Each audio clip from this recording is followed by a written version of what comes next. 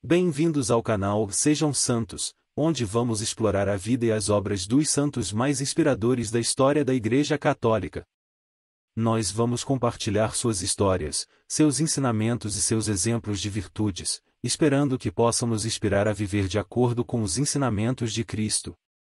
Então, se você quer aprender mais sobre esses santos e descobrir como suas vidas podem ser caminhos que nos levam a Jesus Cristo para nós hoje, inscreva-se no nosso canal e deixe o seu like.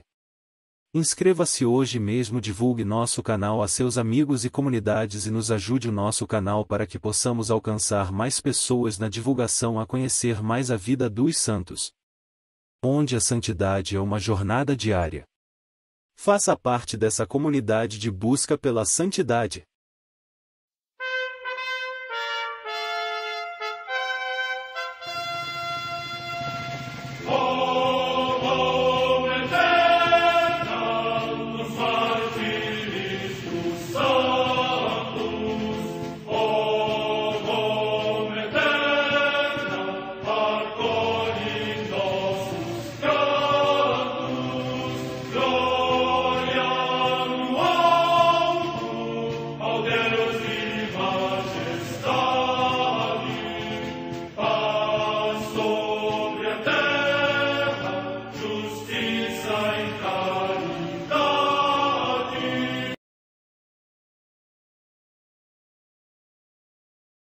Ler a vida dos santos desperta em nós o desejo de seguir a Cristo. Através de suas vidas podemos aprender as virtudes, a sabedoria e o amor de Deus. Cada santo nos oferece um modelo de vida a ser imitado, como diz São Paulo na carta aos Hebreus, capítulo 12, versículo 1. Estamos rodeados por uma nuvem de testemunhas. A Igreja foi fundada por nosso Senhor Jesus Cristo não apenas como uma instituição, mas uma autêntica família. Os santos mártires, confessores, doutores, as virgens, os santos pastores e todos os demais santos são realmente nossos irmãos que nos precederam no caminho da fé e já estão no céu, para onde também iremos nós, pela graça de Deus. Portanto, sede santos, assim como vosso Pai Celeste é santo. Mateus capítulo 5, versículo 48. Hoje, dia 29 de abril, celebra a Igreja a vida dessa grande Santa Catarina de Siena. A Santa Madre Igreja celebra também nesse dia os santos.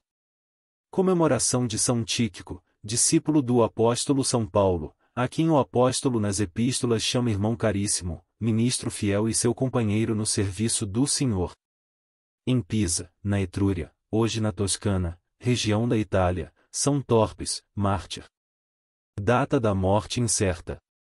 Em Nápoles, na Campânia, também região da Itália, São Severo, bispo, amado por Santo Ambrósio como irmão e pela sua Igreja como pai.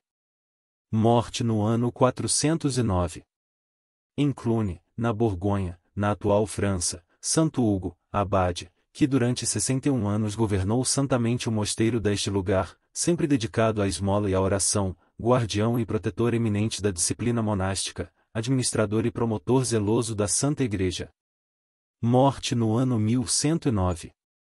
Na abadia de La Lucerne de Outremer, na Normandia, região da França, Santo Acardo, bispo de Avranches, que, tendo sido abade de São Vítor de Paris, escreveu vários tratados sobre a vida espiritual, destinados a conduzir a alma cristã ao mais alto grau de perfeição, e quando morreu, foi sepultado nesta abadia da Ordem Premonstratense, onde frequentemente se recolhia. Morte no ano 1172. Em Seul, na Coreia, Santo Antônio Kim Song-gu, mártir, que costumava reunir em sua casa muitos fiéis, e degolado no cárcere, morreu por Cristo. Morte no ano 1841. Vida de Santa Catarina de Siena viveu na terra como se estivesse no céu. Sendo conselheira de papas, mística e profetisa, ela marcou os rumos da história. Sua vida, pervadida por um inefável convívio com o sobrenatural, consumou-se num altíssimo vínculo de amor a Deus através do oferecimento como vítima pela purificação da Igreja. 0. Deus, em sua infinita sabedoria, destina para cada fiel uma via específica de santificação e lhe concede graças especiais para o cumprimento do seu chamado. Alguns são por ele escolhidos para missões de singular importância. Trata-se de almas providenciais, destinadas a desvendar a vontade divina para uma determinada época e assim desempenhar um valioso papel na história. Entre elas cabe destacar Santa Catarina de Sena. Infância marcada por intensa piedade. Ela nasceu em 1347, no dia da Anunciação, que naquele ano coincidia com o Domingo de Ramos. Desde a primeira infância, via-se pairar sobre aquela menina um alto desígnio da providência. Ilustra um episódio ocorrido quando tinha apenas 6 anos, voltando de um passeio com seu irmão Estevão. Catarina viu Nosso Senhor Jesus Cristo revestido com as vestes pontificais e sentado num trono, ao alto da igreja dos dominicanos, tendo junto a si São Pedro, São Paulo e São João Evangelista. Ao abençoá-la com especial amor, o Divino Mestre deixou-a maravilhada e marcou o início de um íntimo convívio com o sobrenatural, que iria acompanhá-la por toda a vida. Com efeito, a atuação do Espírito Santo na alma de Catarina dava-se frequentemente através de fenômenos místicos que muitas vezes transpareciam no exterior. Por exemplo, ainda em criança, acontecia de ser transportada pelos ares ao subir e descer as escadas. Durante o deslocamento, seus pés só tocavam nos degraus quando ela queria pôr-se de joelhos para fazer atos de reverência e amor à Santíssima Mãe de Deus. A infância dessa alma providencial foi marcada por uma piedade intensa, que a fazia desejar ardentemente entregar-se a Deus.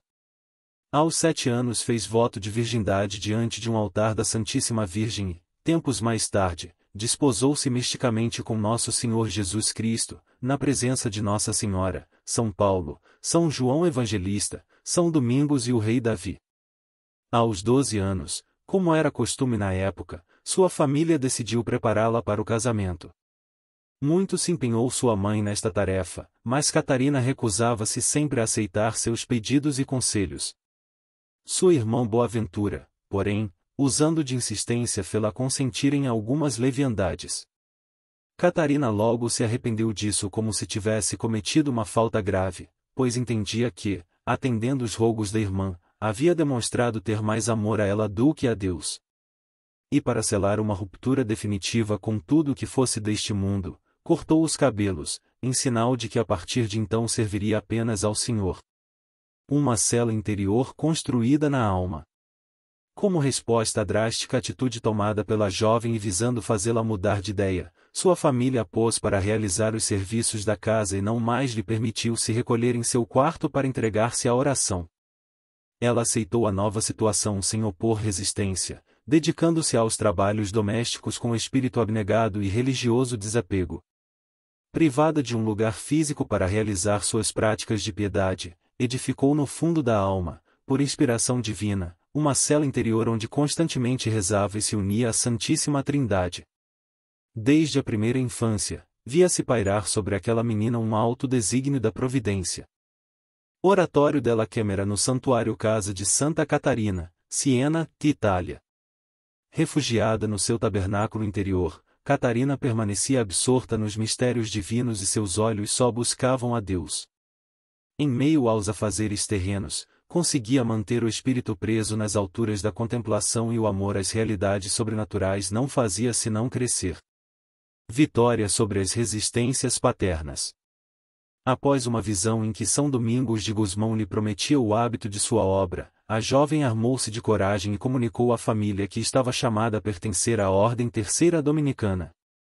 Diante de suas inspiradas palavras e movido pela ação da graça, seu pai se convenceu de estar ela guiada pelo Espírito Santo e não mais levantou obstáculos à vontade divina. Além do mais, deu ordem à família para deixá-la cumprir em paz sua vocação. Vencidas as resistências paternas, Catarina dispôs-se a seguir o chamado divino. Após inúmeras recusas, por meio de uma insistência confiante e orações fervorosas, foi afinal recebida na Ordem dos Pregadores e revestida do hábito terciário dominicano. Desejando servir radicalmente a Deus no seu novo modo de vida, propôs para si um regime de completo silêncio. Por 3 anos o manteve ininterruptamente, não falando nada mais do que seus pecados ao confessor. Durante esse tempo, sua alma permanecia absorta no convívio celestial, dialogando com a Trindade Santíssima e entrevendo misticamente os mistérios divinos. Fenômenos místicos e intensos sofrimentos. Uma nova realidade havia se iniciado para Catarina e, de um lado, Nosso Senhor a tornava confidente de sua sabedoria e amor, por outro, pedia-lhe participar nos sofrimentos de sua paixão. Assim, inspirada por ele, impôs-se inúmeras penitências, flagelava-se, utilizava o cilício e, a certa altura da vida, chegou a se alimentar somente da Eucaristia, à qual tinha grande devoção. Sofreu também com inúmeras doenças. Mas, por um verdadeiro milagre, ainda que seu corpo estivesse extremamente enfermo e debilitado, nunca chegou a perder a vitalidade necessária para enfrentar com alegria qualquer dificuldade enviada pela providência. A vida de Catarina transcorria, assim, envolta em constantes fenômenos místicos, acompanhados de intensos sofrimentos. Sabe-se, por exemplo, que foi favorecida com os estigmas e que trocou sua vontade com a de Nosso Senhor Jesus Cristo. Esta insigne graça, aliás, deixou-lhe marcas físicas, depois que o Redentor lhe retirou o coração para colocar o dele no lugar, ficou-lhe uma cicatriz gravada no peito. Toda essa ação direta de Deus sobre a piedosa Catarina aperfeiçoava e elevava-lhe o espírito. Sempre receptiva às luzes sobrenaturais com que ele a beneficiava, instaurou-se nela, já nesta terra, um convívio com o sobrenatural penetrado de intimidade celeste. No cadinho da provação. Em seus insondáveis desígnios, a providência permitiu que Catarina sofresse também fortíssimas tentações. O combate contra elas tirava-lhe muito sangue de alma, como também do corpo, pois flagelava-se até derramá-lo a fim de afugentar os demônios. Enquanto eles a atormentavam, rezava e punha-se confiante nas mãos de Deus, jamais dialogava com o inimigo. A certa altura de sua vida, mais uma angústia veio juntar-se às suas não pequenas tribulações. Nosso Senhor, que costumava visitá-la com tanta frequência, parecia tê-la abandonado. Muito tempo passou nesses atrozes sofrimentos, até que um dia o Espírito Santo a iluminou e fê-la entender qual era a causa daquelas tentações. Renovou, então, o propósito de suportá-las com ânimo. Pouco tempo depois, durante uma visão de Nosso Senhor, o inimigo que tanto a incomodava retirou-se definitivamente. Fecunda atuação apostólica e caritativa. Vencida a batalha, Nosso Senhor voltou a aparecer-lhe com assiduidade, chegando até mesmo a acompanhá-la nas orações. Esses convívios místicos eram tão intensos e fecundos, que neles aprendeu a ler e escrever. Boa parte dos ensinamentos recebidos durante suas inefáveis conversas de amor com o Altíssimo estão transcritos no livro Diálogo, cujas partes principais foram ditadas pela própria Santa durante os êxtases. Deus queria enriquecer a alma de Catarina com múltiplas facetas, para que pudesse desempenhar seu apostolado junto a papas, cardeais, monges, reis ou simples comerciantes. A fé viva e a profunda sabedoria da Santa, bem como seu modo caridoso e apostólico de se relacionar com o próximo, foram de incalculável valor para a defesa da Igreja na difícil conjuntura pela qual passava na época. Conservam-se 381 cartas escritas por ela, nas quais se percebe o quanto Deus a usava como instrumento para beneficiar as mais variadas pessoas com seus conselhos. Catarina realizou também inúmeras obras de caridade. Prestou serviços em hospitais, e durante a peste de 1374, dedicou-se ao auxílio dos contaminados, operando inúmeras curas. Secundada pelo dom do milagre, favoreceu sobretudo os enfermos de alma, convertendo com inspiradas palavras a muitos pecadores. Uma coroa de rosas e outra de espinhos. A força da personalidade de Catarina, sublimada pela ação da graça, tornava-a cada vez mais cheia de zelo pelas coisas do alto, sendo extraordinários os efeitos que o divino amor produzia nela. Por exemplo, foi também exorcista, com apenas um sinal da cruz chegou a libertar uma alma vexada por ataques diabólicos. Seus santos gestos apavoravam os infernos e contribuíam para a salvação dos fiéis. Numa visão, Nosso Senhor lhe ofereceu 2 coroas, uma de rosas e outra de espinhos. Catarina, sem hesitar, escolheu a de espinhos, tomando-a como sinal da via de sofrimento do Calvário que ele lhe traçava. Essa vida de união com Deus atraiu muitos discípulos, que a acompanhavam nas viagens de apostolado e assistiam aos seus êxtases. Algumas pessoas mal intencionadas, porém, reprovavam sua piedade e criticavam suas visões, considerando-as meros sonhos. Catarina, no entanto, tranquila em sua consciência, seguia fazendo o bem conforme as inspirações do céu. Luta em defesa da Igreja e do Papado. Todo esse apostolado, porém, parece ter sido apenas um prelúdio para a grande missão que lhe estava reservada na crise que assolava a Santa Igreja e causava grandes tribulações tanto na sociedade espiritual quanto na temporal. 4 décadas antes do nascimento de Catarina, tramas políticas haviam obrigado a transferir para fora de Roma a cátedra de Pedro e, por quase 70 anos, diversos pontífices governaram a Igreja desde a cidade francesa de Avignon. O último deles, Gregório XI, restabeleceu o papado em Roma justamente por influência da Santa. Para conquistar o retorno do Sumo Pontífice à Cidade Eterna, Catarina escreveu cartas a políticos e eclesiásticos, fazendo-lhes duras críticas pela situação em que se encontrava a esposa de Cristo. Em certo momento, viajou pessoalmente a Avignon para comunicar a Gregório XI a vontade do Altíssimo, que consistia, em síntese, num plano de reforma da Igreja destinado a restabelecer a paz no seu seio. Para que isso fosse possível, era indispensável que o Papa voltasse a Roma. Ao mesmo tempo, ela atuou infatigavelmente junto à sociedade temporal, buscando pacificar os conflitos que dividiam as cidades, embora isso lhe custasse sofrer injúrias e perseguições.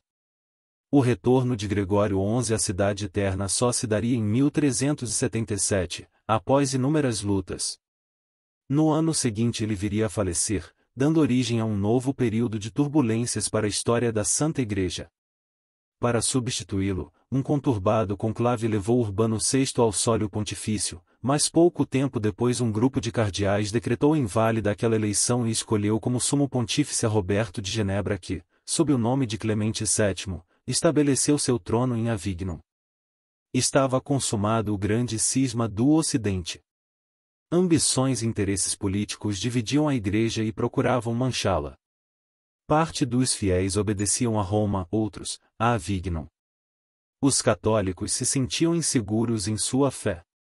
Catarina, porém, defendia com segurança a legitimidade do Papa Urbano VI e, enquanto procurava suavizar-lhe o temperamento intempestivo e colérico, alertava-o acerca da gravidade da situação que abalava a Igreja.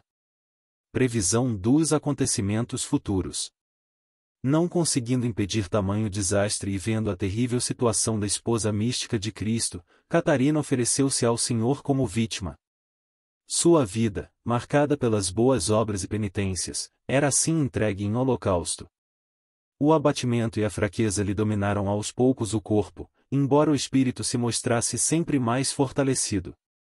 Ela rezava continuamente pela Igreja, recomendando-a aos cuidados de Nossa Senhora, pois antevia que as adversidades pelas quais passava naquele momento não eram nada comparadas aos trágicos acontecimentos que haveria de atravessar no futuro. Contudo, viu também profeticamente que, depois de enfrentar tantos males, a Santa Igreja seria glorificada e seus ministros renovados. Assim o relatou a seu confessor: findas todas estas tribulações e angústias, Deus purificará a Santa Igreja de um modo que os homens não podem compreender e despertará o espírito dos eleitos. Seguir-se-á logo um tão grande aperfeiçoamento na Igreja de Deus e uma tal renovação dos santos pastores, que só de pensar nisso meu espírito exulta no Senhor. 2. Santa Catarina expulsando o demônio de uma possessa Pinacoteca Vaticana. Uma mudança radical haveria de se dar nestes tempos vindouros, como já vos disse várias vezes. A esposa hoje deformada e coberta de andrajos passará a ser belíssima. Estará ornada de preciosas gemas e coroada com o diadema de todas as virtudes. Todos os povos fiéis se rejubilarão por saber-se honrados com tais pastores, e os infiéis, atraídos pelo bom odor de Jesus Cristo, voltarão ao redil católico e se converterão ao verdadeiro pastor e bispo de suas almas. Rendei graças ao Senhor, porque depois desta tempestade outorgará à sua Igreja uma grande e bela calmaria. 3. A ela tudo deu, em plena união de amor. Catarina, através de seu apostolado, das suas célebres admoestações dirigidas às autoridades eclesiásticas e civis, e sobretudo, pela oferta de seus inúmeros sofrimentos, trabalhou para reconduzir as ovelhas de Cristo a um só rebanho sob a égide de um só pastor. Esta foi a luta sem trégua que travou durante toda a vida e que se tornou mais renhida com o passar do tempo. Catarina ansiava pelo dia em que a esposa mística de Cristo fosse coroada com o diadema de todas as virtudes e no qual o reino de Deus se estenderia pela terra inteira. No dia 29 de abril de 1380, aos 33 anos, Catarina deixou esta vida e Nosso Senhor a chamava para conceder-lhe, por fim, a plenitude da união de amor da qual antegozara na terra. Seu corpo foi sepultado na Basílica de Santa Maria sopra Minerva, em Roma, sob cujo altar-mor repousam hoje seus restos mortais.